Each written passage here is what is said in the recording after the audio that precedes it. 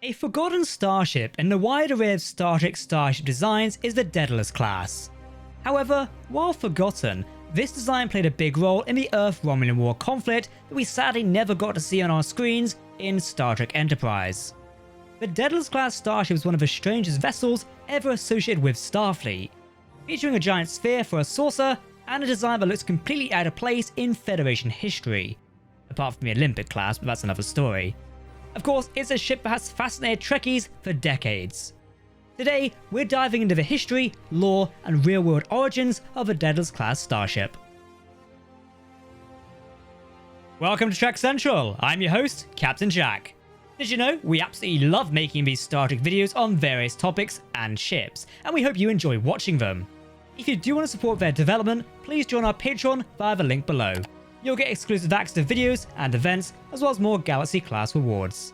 As always, please do let us know your thoughts in the comments section below, because if you're talking about Star Trek, then we want to hear about it. Okay, engage!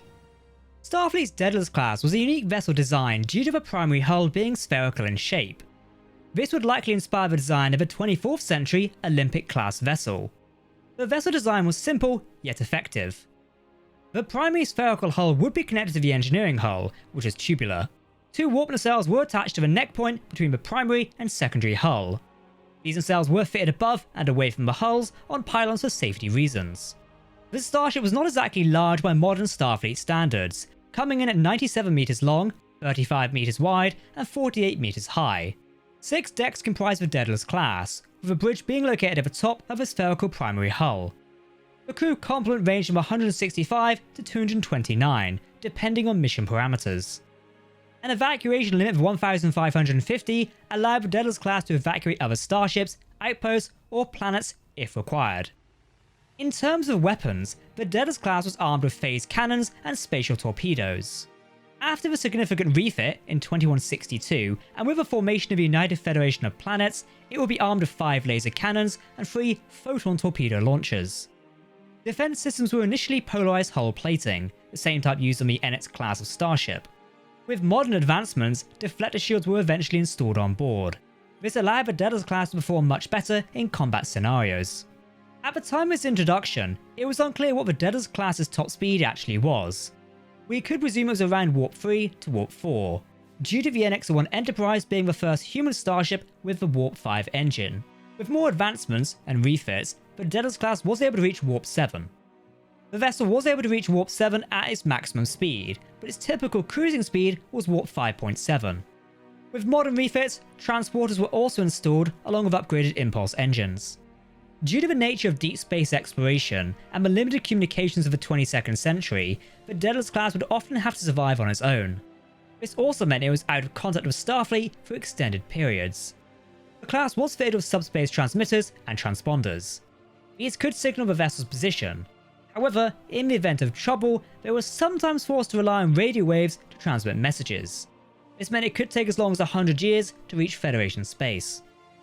The Daedalus-class starship design actually predates that of the NX class for Starfleet. As a cruiser, it was introduced in the 2140s. By the time of the 2150s, and with the arrival of the NX class line of starships, along with other modern Starfleet designs like the Intrepid class, the Daedalus class was considered somewhat outdated. While the NX class would spearhead Starfleet's exploration into the final frontier, the design was rather costly. As tensions between the Romulan Star Empire and Earth grew, Starfleet needed to ensure it was ready. As such, a decision had to be made. The United Earth government and Starfleet came to the conclusion that the NX line of starships was simply too expensive, along with taking too much time to be made. However, Daedalus-class ships could be produced quicker.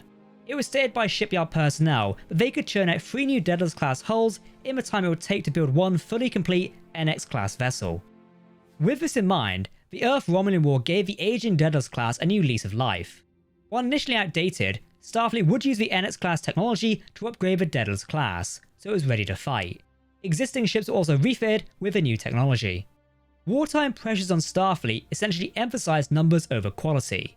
The refit and upgraded Daedalus class was put into full production. At least 5 Daedalus class starships were launched in the 2 years leading up to May 2159. When the War of the Romulan Star Empire finally came to a close, and the United Federation of Planets was officially formed in 2161, the Daedalus-class would go on to serve as a primary exploration starship for the fledgling Starfleet.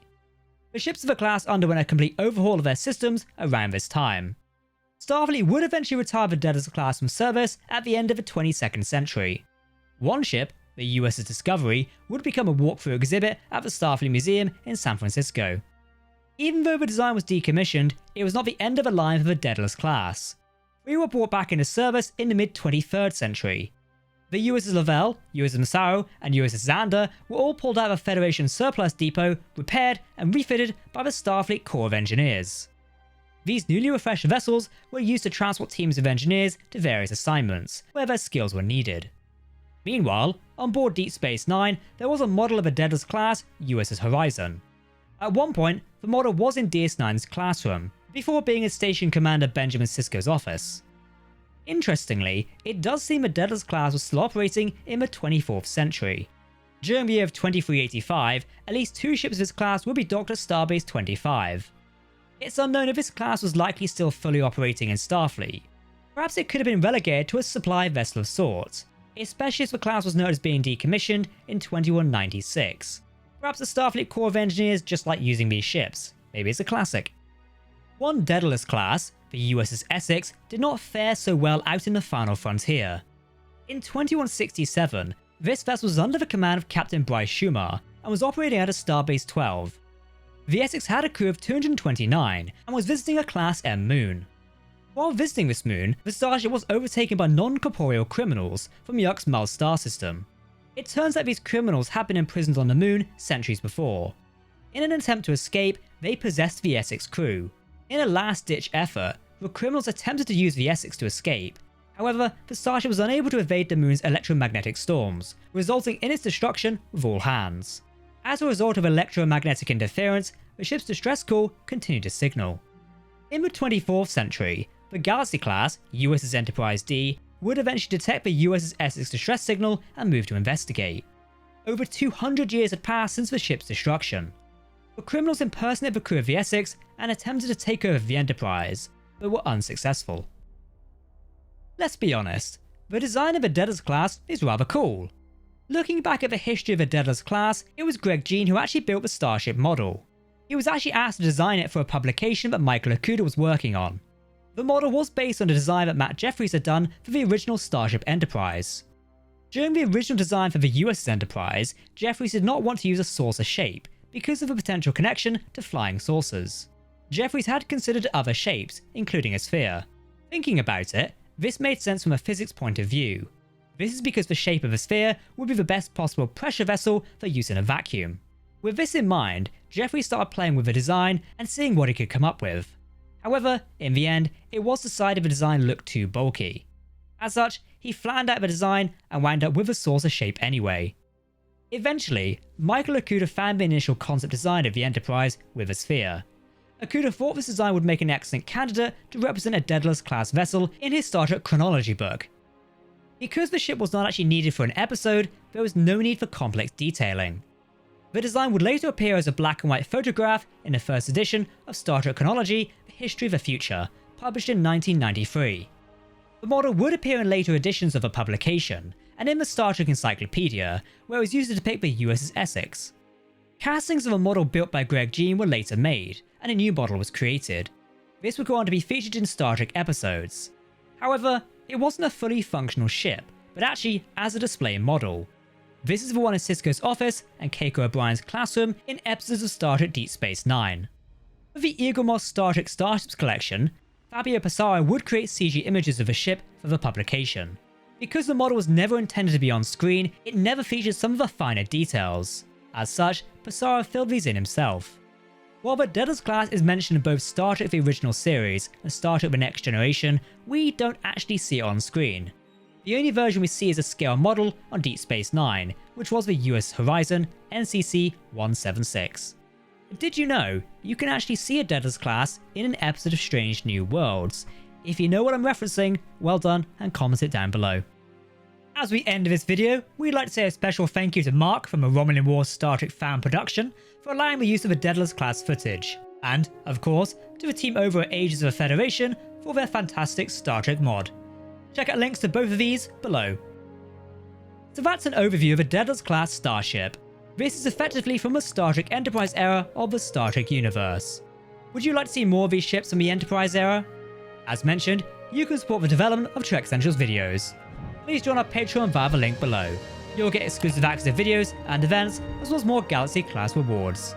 If you want to keep up to date on all the latest Star Trek news, lore and more, then make sure to hit that subscribe button to never miss a video from the team here at Trek Central. You can also follow us on social media or join our community Discord server.